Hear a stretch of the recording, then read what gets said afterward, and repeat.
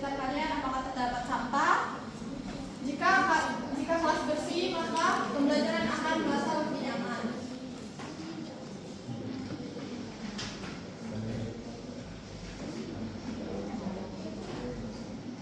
Nah, kalian apakah ada yang ingat minggu lalu belajar tentang apa?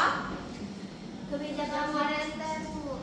Ya, benar sekali. Minggu lalu kita sudah mempelajari tentang kebijakan moneter.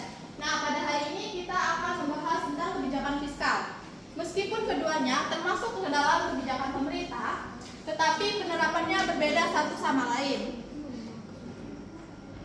Nah, hari ini kita akan membahas tentang kebijakan fiskal, yaitu lebih ke tentang instrumen dan jenis dari kebijakan fiskal.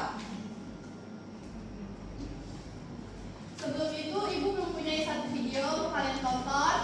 Nah, dari video itu silakan kalian simak poin-poin penting dari video tersebut.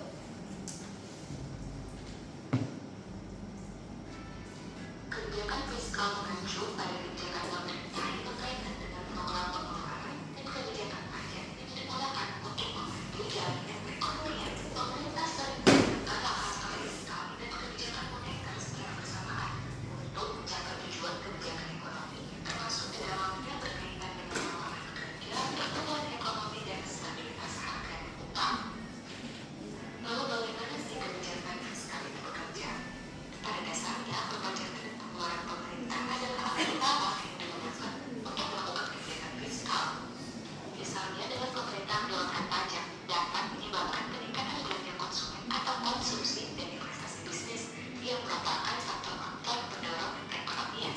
Sementara, kebijakan pengeluaran pemerintah untuk kebijakan umum juga dapat membantu mendorong pertumbuhan ekonomi. Jika pemerintah meningkatkan pajak untuk menghasilkan lebih banyak pendapatan atau mengurangi pengeluarannya, maka kedua kebijakan tersebut dapat memperlambat pertumbuhan ekonomi yang mungkin mengarah pada kontraksi atau resesi.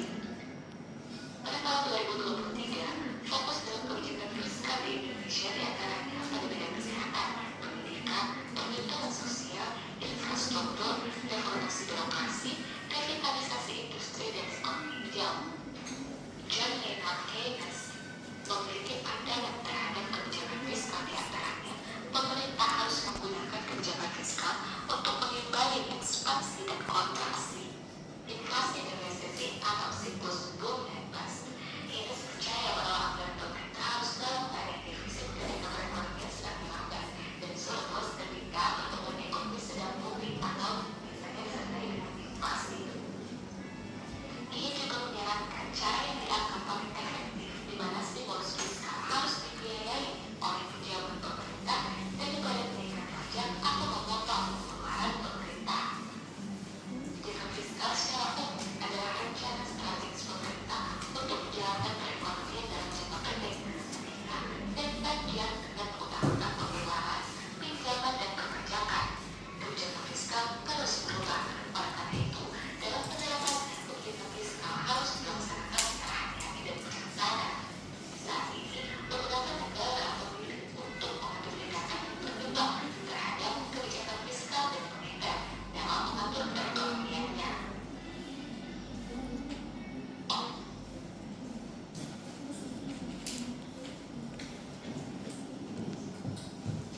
Nah, dari video tersebut ada nggak yang bisa bantu Ibu untuk menyimpulkan apa aja sih poin penting dari video tersebut? Ya, silakan Mega. Jadi video tersebut menjelaskan tentang kebijakan fiskal yang bertujuan untuk mencapai stabilitas ekonomi, lapangan kerja, pertumbuhan ekonomi, serta stabilitas harga dan upah. Ya, terima kasih pada Mega. Apakah ada lagi yang bisa membantu Ibu? Saya, Bu. Ya, silakan pada Fadila. Jadi, Bu, dari video tersebut terdapat poin penting tentang pengaruh pajak dan pengeluaran.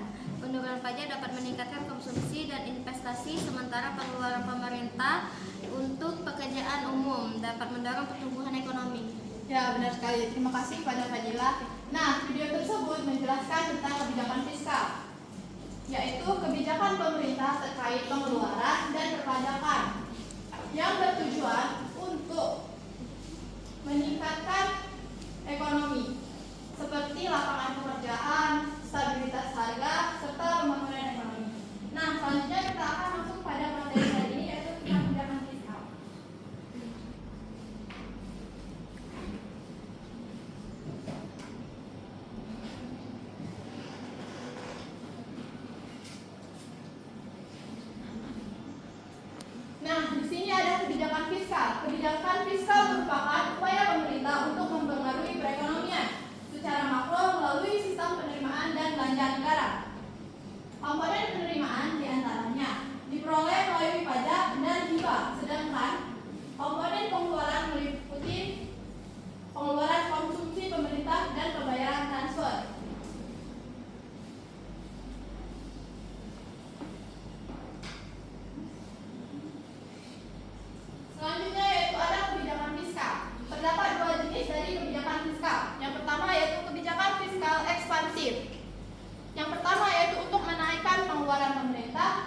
menaikkan pembayaran transfer atau transfer payment.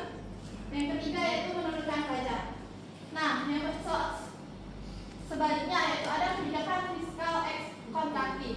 Kebijakan ini kebalikan dari kebijakan fiskal ekspansif, di mana di sini yaitu untuk menurunkan pengeluaran pemerintah, menurunkan pembayaran transfer, serta menaikkan pajak.